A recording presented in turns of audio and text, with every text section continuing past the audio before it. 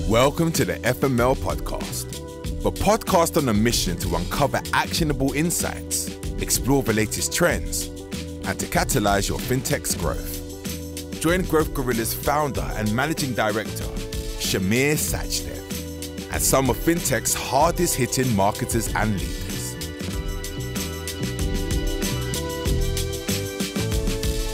Welcome everyone today. On today's episode of the FML Podcast, I'm joined by Pranav Sood, GM of EMEA at Airwallex. Pranav, thanks for joining us today. Thanks so much for having me. Why don't you tell us a little bit about yourself and your journey so far at Airwallex? Absolutely. So going all the way back to the beginning, I first generation immigrant, born in India, moved over to the UK as a kid. Defied all of my parents' expectations by going and studying classics at university, which is about as far away as you can get from what Indian parents want you to do as a firstborn child. Somehow convinced the good people at Bain & Company to take a chance on me, and so spent the first few years of my career making slides and living in suitcases as consultants typically do. And like a lot of consultants, after a few years of that, I got to a point where I realized that actually I didn't want to do quite so much of the telling other people to do stuff. I wanted to do a little bit more of the doing it myself. And so moved over into the wonderful world of fintech, joined a business called GoCardless, which I hope many of your listeners will be aware of. Initially, I joined to help Hiroki both with BizOps and strategy, but also to do some of the international expansion that the business was doing at the time. So going into Australia, across Europe, into the US. But over the last 2.5, 3 years that I was at GoCardless, I took on responsibility for running our SME business globally, which was and is still by far the biggest part of the company's revenue. So that was a great journey. I joined GoCardless as when the company was about 100 people. I left and it's around 1,000, and so experienced all of the fun and all of the pain that comes with scaling. Earlier this year, I decided to take another step, so joined Airwallex, which I can obviously talk a little bit more about very shortly, both to lead our EMEA business, but also to be a member of our exec team globally as well. So I'm responsible for everything we do here in EMEA, commercially, but also all the other fun stuff as well, the people, the finance, all that kind of jazz alongside. And as part of the global exec team, I'm also part of the leadership group that drives Airwallex's business and strategy around the world. I have also been, for the past few months, running our marketing team globally as well, which has been an interesting and somewhat unexpected addition to my day-to-day. I totally feel your pain around, obviously, defying parents and whatnot. I was supposed to be a doctor, and here I am running a marketing agency, so you can just add another one to the list. I do want to talk about your sort of taking over a bit of the marketing team and how that's worked out for you. To get a lay of the land a little bit. Can you just give us an overview of Airwallex and tell us more about the business, who they are, what they do, for those that are listening who haven't heard? Yeah, absolutely. So Airwallex is basically a fintech platform for modern global businesses. And what we've built is the infrastructure, the APIs, and also the software that enable businesses of all sizes to manage and move their money around the world.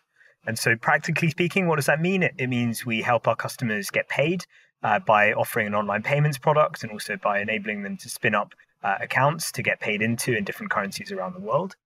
It means that we help our businesses and our customers to transfer funds and also to convert them using our FX engine and the proprietary trading that we've built.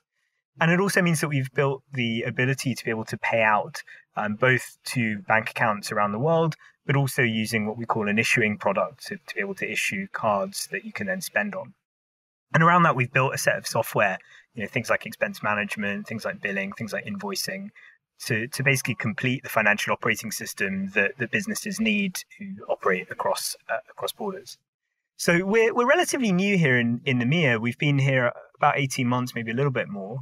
The business came out of Asia, so it's actually founded in Melbourne in Australia. It's quite an interesting founding story. So the co-founders, Jack and Max and Xijing and Lucy, were actually running a coffee shop. Australia, famous for coffee. Everyone in Melbourne religiously drinks flat whites. They'd all been mates at the University of Melbourne. And for reasons that are still unclear to me, they decided to set up a coffee shop. And in the process of doing that, they basically realized that they had stumbled on a really, really big problem. So they were trying to buy coffee from different parts of the world. They're buying cups. They were, paying suppliers, trying to get money from customers. And they just felt like the process of doing that and the pain that they were feeling was clearly not just specific to them. And so they sacked in the coffee business, although the coffee shop still exists, and got into the fintech world instead. Hell of a pivot, really, isn't it? It is, yeah. I mean, we could probably spend ages just talking about that pivot in itself, but to kind of focus in on the Airwallex piece, I suppose there are a number of different companies that provide sort of similar sort of infrastructure to Airwallex. My biggest question is, what's the key sort of differentiator, from Airwallex versus, competitors, indirect and direct? It's a great question, and we've definitely seen a lot of innovation in the world of cross-border money movement over the course of the last few years. I'm sure many of your listeners will be familiar with some of the more B2C-facing companies, so people like Wise and others who've tried to do. I think what differentiates us is a couple of things. The first thing is the scale and the scope of our infrastructure. So we're present across a lot of different countries, so we enable our customers to make payouts in more than 150 different places. 45 different currencies that they can transfer. But also it's about the way in which we've built the full stack of payments and financial services into our product. And so when you look at many of the other cross-border money movement businesses, it's basically an FX piece alongside maybe a little bit of payouts globally. Whereas what you get with Airwallex, of course, you get the FX and the engine that we've built, but you're also getting the money in through acquiring and through the virtual accounts, and you're getting the money out through issuing and through the local settlements. And around all of that, you're getting the software that really completes the financial operating system that the businesses need to operate globally. One of the bits that I do want to talk about is, I suppose, your move from, being predominantly, from Asia, and you've spent the last sort of 18 months in EMEA, and I know you're looking at expanding a little bit further. I'd just love to find a little bit more about that growth there. First and foremost, how you've fostered it, how you've created it, and what do you think the catalyst has been for you in growing the business? Yeah, so Airwallex is growing in a way that is really extraordinary. So we are, as of this month, doing around $200 million in ARR. But when you look at the growth year over year in our last quarter, we're still growing at the top line of nearly 180%, or maybe just a little bit more than that. And so that's not a level of growth that many businesses in the world ever experience. And that's extraordinary. And it's also huge fun to be a part of, because when stuff is growing that fast, things are always breaking, things are always going wrong. And you're it's like playing a game of whack-a-mole around the world, where you're trying to constantly stay on top of all the different things that are happening. From our perspective, when we think about what's driven the growth, I think the key thing is really the quality of the product that we've built and the pain that our customers were feeling before they experienced it.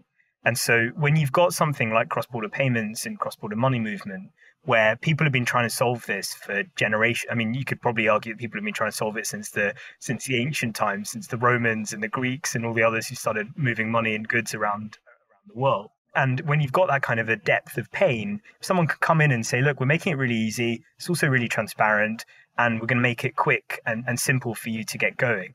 That's the kind of thing that resonates pretty deeply and drives the kind of growth, the advocacy that powers your expansion. And as you say, it's quite unusual the way that we've grown, because many businesses grow west to east, and they start in San Francisco, or maybe start in London and try and move across the world.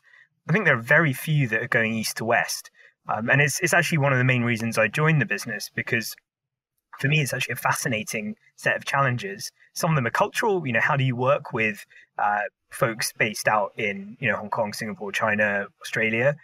Some of them are operational. So from an operating model perspective, it puts a whole bunch of different pressures on you to find ways to work. And then some of them are just more about go-to-market. Stuff that works in Hong Kong or Singapore or Melbourne may not necessarily work here in EMEA or in the US. And for me, that's part of the challenge, and that's part of the reason I'm excited about being here. Because when I think about where the world is going, I find it very difficult to believe that Asia and APAC are not going to be a very significant part of the world in the coming years and decades. And so for me, the chance to come in and learn about that was one that I couldn't pass up. Yeah, I mean, undoubtedly. I mean, yeah, it does feel like the world is getting smaller. I mean, we're seeing, a huge number of fintechs cropping up. I mean, cropping up is probably the wrong word, but I suppose the growth that we're seeing of fintechs in the East and Africa is huge, in Latin America as well. It's not just London and San Francisco centric. This growth piece leads me nicely into sort of asking about your stint currently is running the marketing activity for Airwallex. I suppose you're not a marketer by trade. You've kind of taken that on, and that's landed on your lap. Just tell me about how you're tackling that. I had done a fair bit of marketing when at GoCardless, because the business I was running, the SME business, was primarily driven by product partnerships and marketing. We actually at GoCardless, I think the best things we did was actually switch off paid entirely. And so I'd done a relatively small amount of performance/paid marketing beforehand. But we've done quite a bit of organic. We've done a lot of partner marketing. We've done a lot of, some of the other channels that you're using around, driving advocacy in the dark funnel and so forth. And so that aspect wasn't entirely new to me. But yeah, I think there are lots of elements that I've kind of been exposed to over the last few months that have been quite different. I think the interesting thing for us as Airwallex is that we're still pretty early in our marketing journey. And it's one of the things that attracted me to the business, because really what's powered the growth has been the quality of the product versus our ability to go and market ourselves, super effectively out in the world. When you look at the challenges that we face, some of them are to do with the global nature of our business and the differences in the marketing tactics and the channels that you need to use in different places. What works in Australia doesn't necessarily work in Hong Kong or in Singapore. Some of them are to do with the positioning of our product. So a big part of what I've been working on with Jack and with others. Jack's the CEO, co-founder of Airwallex, by the way. But a big part of what I've been working on with him and others has been around how we position ourselves in the market. Airwallex has an extraordinarily broad product. And I think one of the challenges we sometimes have had is articulating not just the features and benefits, but actually the use cases and the problems that we solve in a way that resonates with folks who may not necessarily understand the power of financial infrastructure and licensing. Fintech nerds like me get excited about that, but I recognize that not everyone may do. So a big part has been that piece around positioning. I've actually spent probably more time than I would have anticipated, literally in Figma, as we've been rewriting our corporate site and thinking about how we position ourselves externally. And then the other thing is also just about hiring and team building. We operate an extremely distributed business, and so we don't have an HQ per se. There's not a single office where we have a preponderance of our people. And so a big part of what we've been doing has been trying to build some of the rituals and build the team in a way that allows us to operate at scale around the world. That kind of stuff is also relatively new to me, because at GoCardless, although we had an international business and have, obviously they still do, the business was mostly a UK one from a headcount and even revenue and an operating cost perspective. And so we didn't really have the same challenge to solve of how do you keep people, in San Francisco, in Melbourne, in Singapore, in London, aligned, working together and so on. So I think those are probably the three biggest challenges for me. And as someone who's not a marketer, as you said, it's definitely been a learning curve. But it's also definitely been one that I've enjoyed a lot. It's a pretty interesting bit of the world to be learning about, as I'm sure you know better. I just want to touch upon the distribution of the team. I mean, there's always an ongoing conversation between, fully remote, full-time in office, hybrid. You're very, very distributed. How do you manage that as a business? And then leading into the fact that you're scaling really rapidly and going into new territories, how much importance do you place on that people piece, then ensuring that obviously you're able to maintain almost like inclusivity, even though people are so distributed? Honestly, I don't think we've nailed it. And honestly, I don't think anyone has globally. I think really hard pressed to find an example of a company where it's working perfectly. We have a bunch of different and maybe slightly unique challenges that we lean into. Some of them are about geographic distribution and the time zone elements. Some of them are about language. So not everyone who works for Airwallex has English as a first language. Some of them are about, functional / discipline speciality. So, someone in marketing may not be speaking the same functional language as someone in sales or in product or wherever. I think from our side, what we try and do is the following.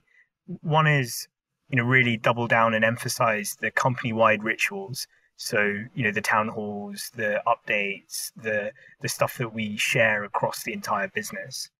The second is to try and create, as far as possible, quite a decentralized operating model across our regional businesses. And so, myself as a GM and my colleagues as GMs, we're all part of the executive team. And the reason for that is because that allows us to be able to run the businesses in the different parts of the world in a really coherent way. And so rather than being purely VP of sales or just commercially focused, you're instead responsible for everything. And that puts an additional responsibility on you to go and ensure those connectivities and those links exist between the functions in your part of the world and the functions globally. Obviously, travel has not been possible for the last couple of years in a completely wholesale way, but certainly the last 6 months or so, it's opened up a lot. And so, I've certainly been traveling a lot. I've spent a lot of my life on the plane over the last few months.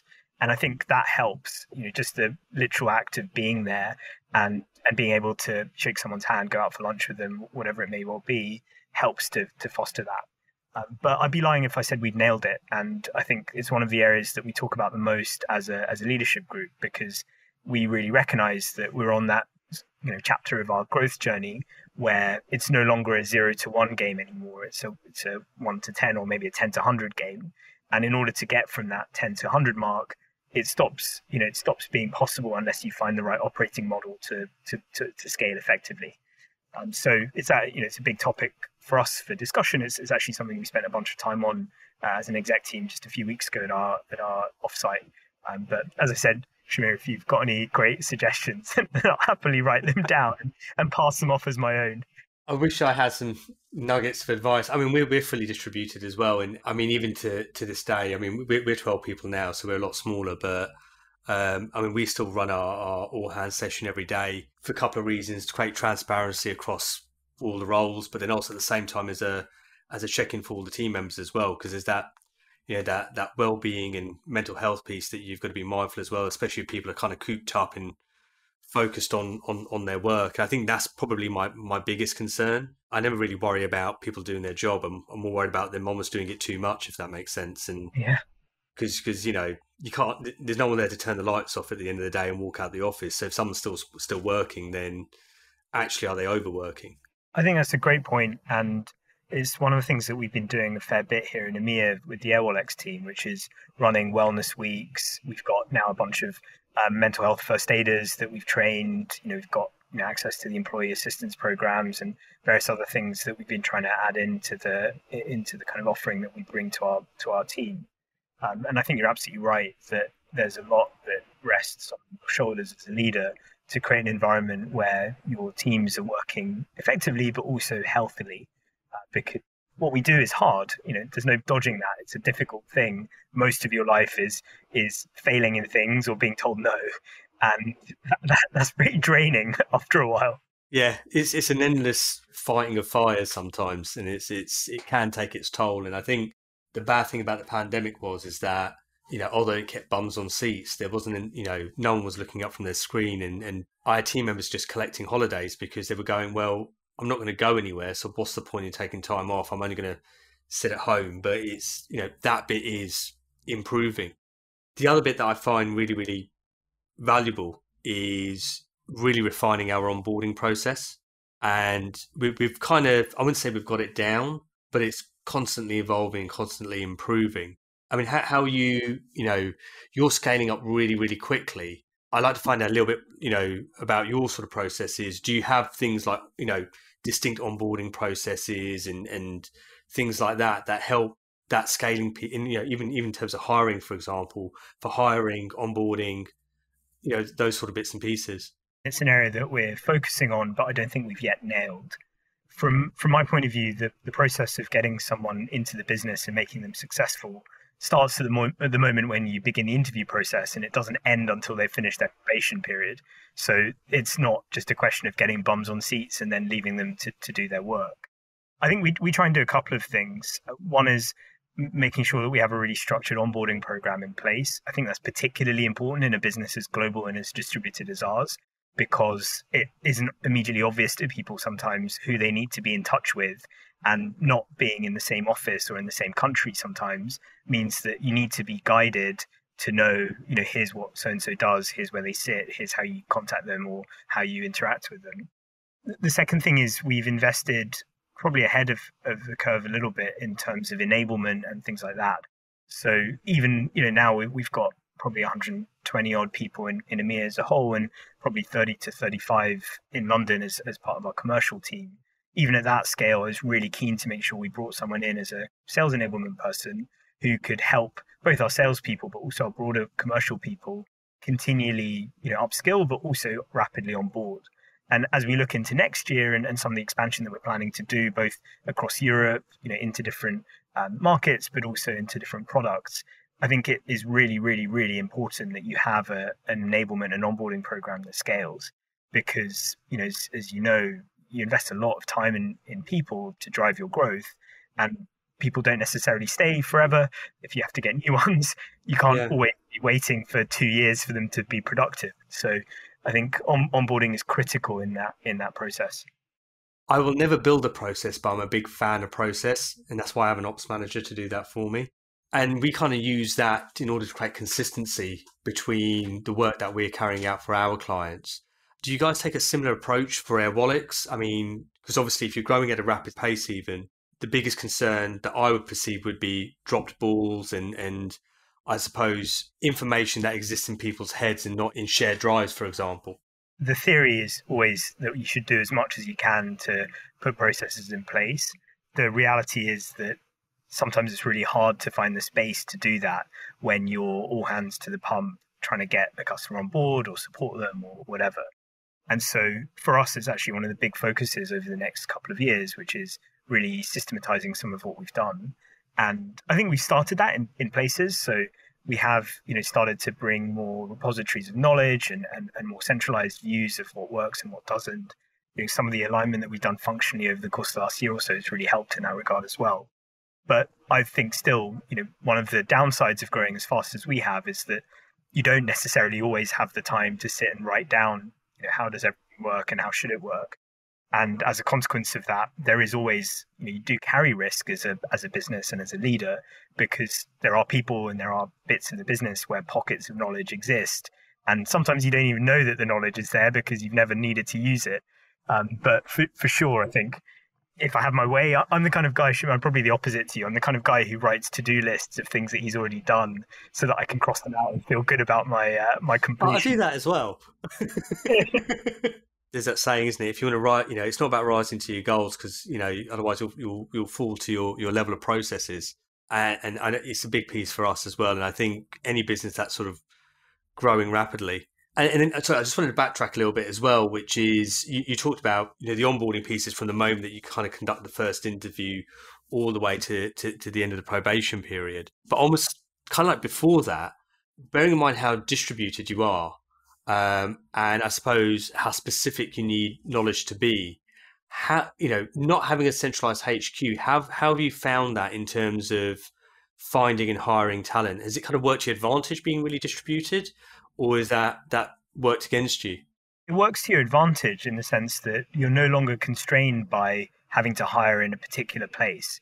And we're by no means a super distributed company. I know lots of companies where they'll hire engineers in Croatia or in Canada or wherever and just expect them all to find ways to work together on Slack or whatever. But it does mean that if you think about global roles, you have the opportunity to put them in a whole bunch of different places. And so the talent pools that you can reach into are just that much deeper. So going back to the marketing side, for example, when you think about some of the global aspects of marketing, so for example, performance and paid, you probably want a center of excellence to do that stuff. I mean, almost everyone does. Now, most people would be constrained on where that center of excellence needs to be by where their HQ is. So, if you're a Melbourne company, you put it in Melbourne. If you're a Singapore company, you put it there. we're really lucky because we have the choice to be able to put those kinds of roles in the places where we think the right talent sits. And so our new global head of growth marketing, who's joining to lead all that performance stuff, is joining in London. But equally, we're going to be building out other aspects of our marketing org in Singapore or in Melbourne. And so I think actually that really helps. Clearly, there are some constraints. So, if you're doing product marketing, you probably want to be in the time zone as the kinds of people who are building the products. Otherwise, it gets quite hard to collaborate with them. But there's actually a lot of value in being flexible and being receptive and responsive to where the talent exists in the marketplace. Yeah, it's fascinating. There's a tremendous amount of nuance there. That kind of then leads back into the point that you mentioned around having the respective GMs in the different locations. I suppose the benefit would be there, and correct me if I'm wrong, that having that structure of having those GMs allows you to obviously collectively speak together and make those decisions.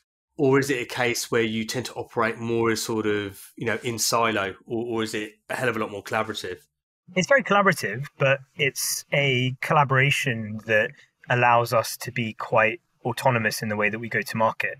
And so, clearly we don't want to be all cooking up different jobs and different job titles in a commercial organization. Equally, there's a real recognition that the go-to-market tactics that I might use in EMEA may not necessarily translate elsewhere. So take an example. We're a business that helps remove a lot of the hassle and the admin involved with doing business cross-border. And so one of the areas where we've been really successful is in helping businesses that have just incorporated and are default global in nature. So historically, they'd have to go and apply for bank accounts in different currencies and countries and probably face a ton of overhead and challenge in doing so because they're not as established in those places.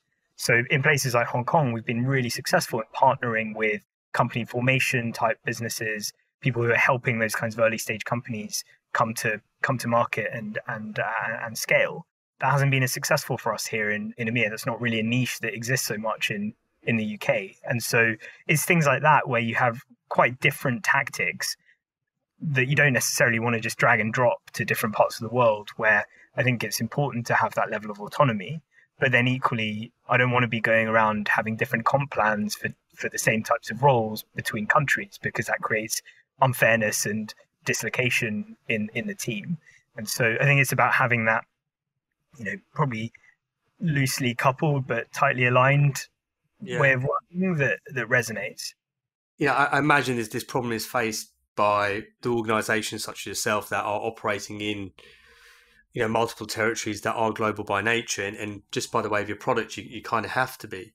I want to take a little bit of a sidestep and kind of lean in and talk a little bit more about, I suppose, your Airwallex effectively going global. We work with a number of brands and help them grow into new territories. We kind of get brought in at the point where the organisation has decided what territory that they want to go live in or they want to grow in. What was the process for Airwallex in kind of like deciding what territories to launch in, what countries to venture into? I'd love to learn more about that process. Was it structured market research, or how was that decision made? Yeah, I think it's important to separate it into two components. One component is about our infrastructure and the work that we've done to build the infrastructure layer that we now built our product on. The other is the go-to-market side, which is where do you try and commercialize and where do you try and actually grow usage of your product. On the infrastructure side, I actually think it's a little bit counterintuitive, but you need to have a blueprint and a vision which is above and beyond the immediate demand that you can see. And so if you think about Airwallex's infrastructure, we've got, maybe 60 odd licenses around the world, and we cover all those different operations. So, issuing, acquiring, creating different wallets, local rails in and out, et cetera, et cetera. And so we've actually built something to a blueprint which was beyond the immediate commercial demand that we saw and, we're able to kind of see in the near term. And that's actually really important, because when you talk to the kind of global customers that we're working with, what they care about is that they can work with providers and suppliers who can serve them in all the places that they need to be served. And that includes the long tail of places that maybe it doesn't necessarily make short-term economic sense to be able to, operate in. And so I think Airwallex was actually really lucky in the sense that we were born in a period where capital was pretty cheap and where investors were very patient. And as a consequence of that, on the infrastructure side, and also obviously I should say we had in Jack and in our co-founders a bunch of leaders who had a very long-term vision that they were building towards. And so as a consequence of all of those three things, we have had the ability to build to a blueprint on the infrastructure side that is much beyond what you would have done if you were being purely economically rational. Because if you're being purely economically rational, you'd have said, okay, well, let's just build Australia and then we'll do a little bit in Australia. And once we've done that, we'll do New Zealand and then we'll do da-da-da-da-da. So on the infra piece, I think it's a little bit different to what you mentioned, which is you've got to think big and you've got to think in terms of blueprints and in terms of 5-10 year visions. On the commercialization side, which maybe was more the initial angle of your question, I think there it's a combination of things which are strategically critical for you and also responding to the demand that you see or could see in the markets that you find interesting. And so when you think about someone like us, our ambition is to be a global winner. Our ambition is to be a global leader. And as a consequence of that, we need to have a significant business outside of the markets where we were born. So you can't be a global winner if you're an Australia-only business or you're an Australia business with a bit of Hong Kong. You need to be in EMEA. You need to have a presence in the US. You need to be able to knit all of that together into a coherent whole. And so some of the international expansion that you do is driven by that strategic imperative, which is the need to be global. Obviously, then there's a double click which says, okay, well, yeah, sure, I need to be in EMEA, but which markets in that region do you think we should be in? Because it's not, guess what, EMEA is not a single market. It's a patchwork of countries, all of which have different needs and different products and all the rest of it that you need to bring to bear. And so that's when I think you do more of the kinds of analyses that maybe you're alluding to in the question, which is to say, well, number one, what's the demographic perspective on the country? Businesses in your TAM, et cetera, et cetera. Number two, what's the lift from a product perspective? Number three, what's the minimum viable entity from a resourcing point of view? And with all of that stuff together, you can form a view that says, okay, we should prioritize this. I think maybe the other thing that I haven't mentioned, but which is critical, is responding to demand. So if you're lucky enough to have customers already in a market who are asking you to come there, that is just about the strongest signal that you can get to respond to it. So all of those things are things we take into consideration. And, if I make it really real for me here in London, we're already across EMEA in terms of our customer base. So we have customers across mainland Europe, in the Middle East as well. As I look into 2023 and beyond, I think we're very excited about Israel as a market. We think there's a lot of potential there. The kinds of businesses that get born in Israel tend to be the kinds of businesses that would be great customers for Airwallex. We're very excited about some of the kind of countries very, around the Benelux region, so particularly Netherlands, where we've got an office already and a bunch of people, but also we see a lot of cross-border business and e-commerce. And then we're looking at some of the larger European markets as well, where we can see the potential for our products, but where I think some of the questions around the deliverability become quite interesting. I've yet to see an analysis of which market you should enter in Europe for any product that doesn't immediately conclude that Germany is the biggest and most attractive place to be. It's also, as I've experienced at GoCardless, it's one of the more difficult markets to enter from a go-to-market perspective. It's funny you say that. Yeah, it tends to always be the dark markets and then the Nordics, and then, yeah, it always seems to be the go-to areas to go to on paper, but then it's like cultural nuances kind of get brought into that and other issues. I think we've covered a kind of a huge amount in the time that we're speaking. I think there's sort of one question really kind of left to ask, which is, what's the outlook for yourself and what's the outlook for Airwallex? Look, I think the future is very bright for Airwallex. We have been very fortunate to be backed by some fantastic investors. Despite the market downturn and some of the challenges that tech businesses have faced, we have been able to maintain our valuation, raise money from new investors, on the same terms, actually, which is doubly good. And so I think we're in a really strong position to be able to capitalize on the growth that we've seen already and on the opportunities that we continue to see to invest in growing the business. For myself, I never know how to answer that question. I'm super excited about the challenge of building Airwallex's business across EMEA. I think I'm really fortunate to have a really stellar team, folks who've been there and seen it in other amazing businesses, the Stripes, the Revoluts, the Deliveroo's, the Booking.coms of the world. And so what energizes me is partly the nature of the challenge and the problem that we're trying to solve intellectually. As I mentioned before, I'm a historian by training, and so there's a sort of intrigue that comes with trying to solve a problem that the Medicis and all the others have tried to solve at one point or the other and never quite managed it. I find quite attractive. The other thing that energizes me is having the chance to work with the people that I mentioned, the kind of stellar talents who do a bunch of stuff that I don't know how to do much better than I could ever dream of doing it. And so hopefully the combination of those two things will make us successful into the next years. But certainly from my point of view, it's the challenge and it's the opportunity that continues to excite me. The only thing left is to get into our quick fire round and learn a little bit more about you. What podcasts are you listening to at the moment? My favorite podcast, I'm going to go with the theme of being a history buff, is a podcast called The Rest is History with a guy called Tom Holland and another guy called Dominic Sambrook on it. They are basically two mates. Both of them are very acclaimed historians in their own right, but they're basically two mates. They don't take themselves too seriously, and every week, usually a couple of times a week, they'll just talk about something that's really interesting, and I always learn something from it and usually laugh along the way as well. Amazing. What are you reading at the moment, or what book would you recommend? I've actually just come back from Japan. So I was on holiday in Japan over the last couple of weeks. My little brother lives in Tokyo, and so I'm on a real Japan vibe at the moment. So if anyone out there is into Japanese murder mysteries, then I'd be happy to recommend something. But ordinarily, I tend to read a lot of nonfiction and particularly biography. So what have I read this year that I really liked? I read a brilliant set of biographies of Lyndon Johnson by a guy called Robert Caro. It's a really heavy lift. So if you're not into US presidential history or American history as a whole, then probably not for you. But if you are, then it repays the effort and the reading 1,000 times over. It's one of the best things I think I've ever read. What's your favorite fintech app?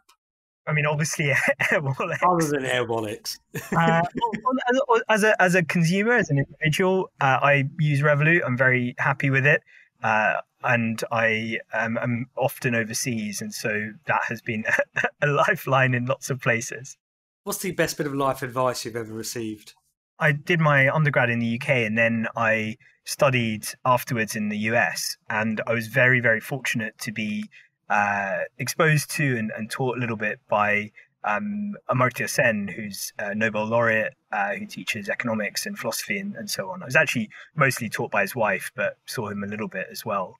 And I remember talking to him we had dinner with him one night, and it was sort of interesting just to talk to him about what he found to be impactful in his own career.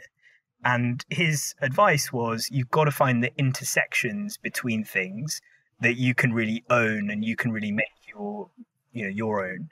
And in his case, he talked about how he had found the intersection between economics and philosophy, and that niche was a niche that he really, believed in and was able to cultivate. And his view is that the people who are the most breakout, successful people in whatever field tend to be ones who found those niches that are productive. And so I don't know if I found mine yet, but I found that a really, really helpful bit of guidance. Naval Ravikant says something similar. You probably stole it from him. But yeah, he said, rather than trying to aim to be the top 1%, try to be the top 5% in 2 or 3 things. To be fair, it's something that I always have in the back of my mind. And my last question really is, what's one thing that I haven't asked that you felt that I should have? I could talk about Indian cricket until the cows come home. So maybe you should have asked me about the recent 2020 World Cup. But no, I think you've asked me everything. I think maybe the only thing that we haven't talked about is just actually the people management side of leadership, and maybe a little bit about what what's worked, what hasn't in relation to leading teams, leading people as an individual. Plenty of mistakes to recount on that front. Like you, if you've got any notes, I'm always a learner of that, and it's something that I'm always trying to improve myself. Give me your key sort of bits of advice around people management. I think the key thing is, in my opinion, there's got to be a contract between you and whoever's in your team. And that contract is beyond the employment contract that you have. It's about the commitments that you have to one another and the kind of mutual accountability to those things. I think one thing that I definitely did poorly earlier in my career, maybe don't always do perfectly even now, was not being open enough about what that contract looked like. And so now one of the things I really try and do is to say to my teams, look, you need to tell me what you expect from this opportunity, where you need to get to, what you need to do. And I need to tell you what I expect from you in delivering against it. And at some point, the trade doesn't make sense anymore. At some point, what you give is not equivalent to what you get. And at that point, as an adult, you have an open conversation and say, look, this isn't making sense. So what do we do? What do we do differently? And I think one of the mistakes that people often make as managers is not to be explicit about that, and then to be pissed off or hurt when someone says, well, I don't want to work here anymore, I don't want to do this.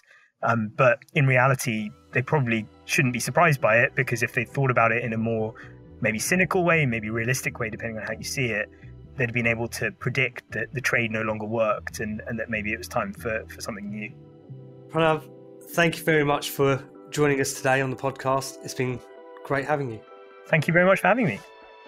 The FML Podcast is brought to you by Growth Gorilla. To find out how our marketing growth experts can boost your fintech's growth, head to growthgorilla.co.uk. And make sure to search for the FML Podcast in Apple Podcasts, Spotify, or anywhere else podcasts are found. Don't forget to click follow to ensure you don't miss any future episodes.